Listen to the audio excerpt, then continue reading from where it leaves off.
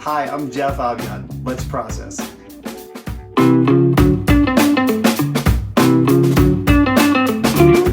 I don't know if you're anything like me, but I thrive on routines. I love them. I think they help me throughout my day. I feel like if I can grab the reins on life's rhythms, it somehow helps me be more productive. And I like the process of doing something over and over again so I can perfect it and make it really great, which is probably why I'm a musician, which also lends itself to making coffee. So today I'm going to walk you through my process for making coffee at home. Coffee is something I stumbled into accidentally, if you can believe it. I thought I hated coffee. I was convinced of that until my mid-20s when I had a cup of coffee in a Starbucks in a dirty chai that I didn't know what I was ordering. And then it came along and it changed my life. Not as much as Jesus, but it changed my life. And so after that, I was buying them all the time and realizing all this money that I'm spending, I need to find a way to do this at home. And more than that, I need to find a good way to do this at home because I don't like your basic, I shouldn't say basic, not that it's bad. I don't like just a standard cup of coffee out of a coffee machine, coffee maker, or whatever. I guess I'm a product of my generation. So all those things, I have sort of refined this process now. I don't have an espresso machine at home, but what I do have is an Aeropress. So I'm going to talk you through today how to make coffee using an Aeropress. I think it's really great. It's really simple, easy to clean, and it takes a little bit of time, which depending on how your mornings go may or may not be possible. But for me, it's a nice way to just force me to slow down, start my day in kind of a relaxed way, which is something that I love to do. So I'm going to walk you through the steps, and hopefully it will lead to you making something that is just as amazing. And you know, you can adjust it and refine it to make it what you want it to be. I'll just show you the basics and some of kind of my fancy schmancy additions that I do. Changes seasonally also. All right, so first thing we're gonna do, heat up some water.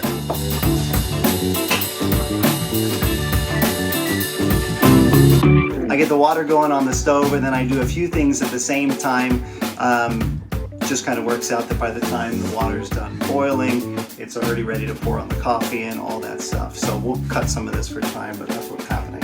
So I'm going to heat up my devices just so you can see them. No surprise to anybody, I have a Turkish coffee pot in my cabinet and 2 cups. Reason being, I had just a normal standard mug and that'll work fine. You don't need anything like this, but when I transitioned over to this guy, which I bought on gift cards, I tend to just save them up until I can buy something really great. And now I can control the temperature of my coffee via app on my phone. So 139 degrees all the time. I love it.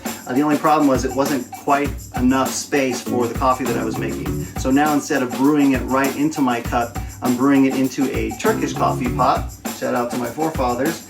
And pouring it into this and a little spill over into my frothy monkey cup. So I'm going to heat these guys up with some warm water from the sink.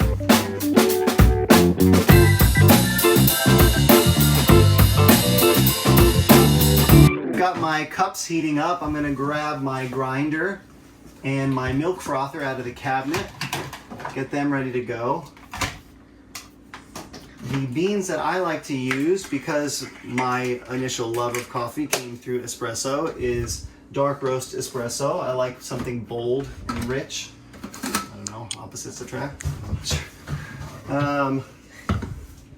Just gonna get all this stuff out now so it's ready to go. And another bonus star buy or whatever, I have this coffee container that seals my coffee beans airtight. Oh, it smells so good. I'm gonna drop 2 scoops in here. It's just me that's drinking coffee in my house.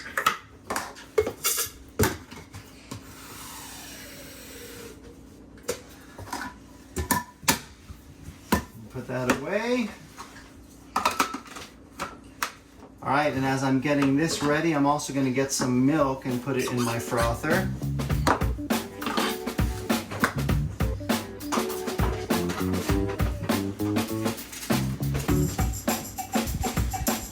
Milk, 2%. Works great for frothing. You just lay the filter in there and screw it on top here. One simple simple motion, really easy. That's ready to go.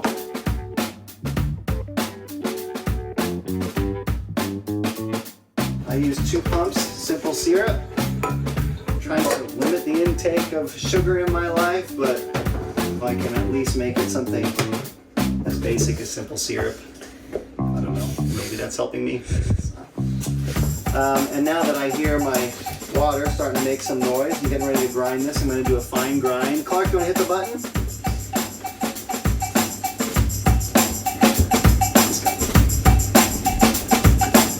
Hey, got it. Ow. Ow, what was that? Can't be perfect.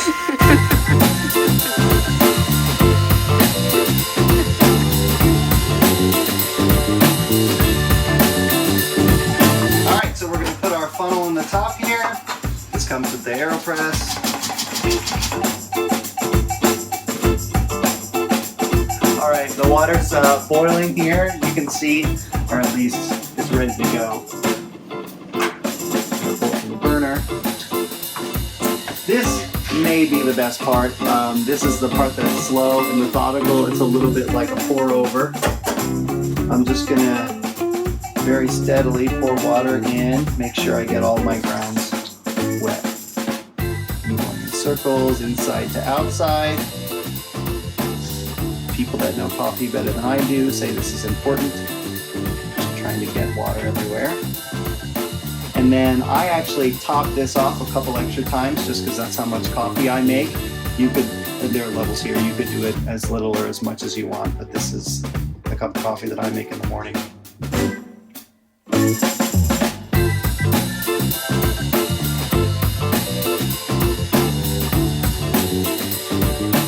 So I'm just going to stir this in. The instructions say 10 seconds. So about that.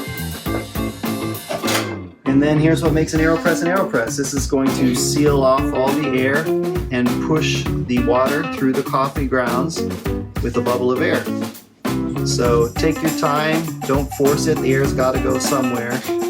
So if you push too hard, it could cause some issues. And just from experience, I will tell you, never pull it back up if you feel like you want to adjust it. That will suck the filter out and you will have nice tasty grounds in your coffee. And when I say nice and tasty, I mean they're not nice and tasty. Unless you like that sort of thing.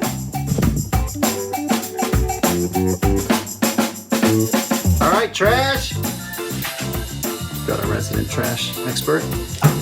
Thank you. And while that's happening, I'm going to start my frother. Thanks, Cap. Stand by. Okay, so here we're just going to pop the grounds out.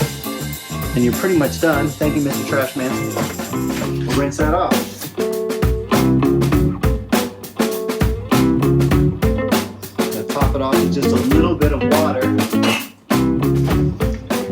And dump out these now warm cups of water.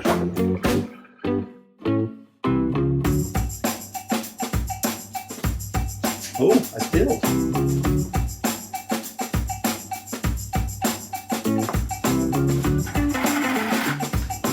So now we have, as we like to call in our household, nice foamy milk. Take the extra. A cup for my daughter.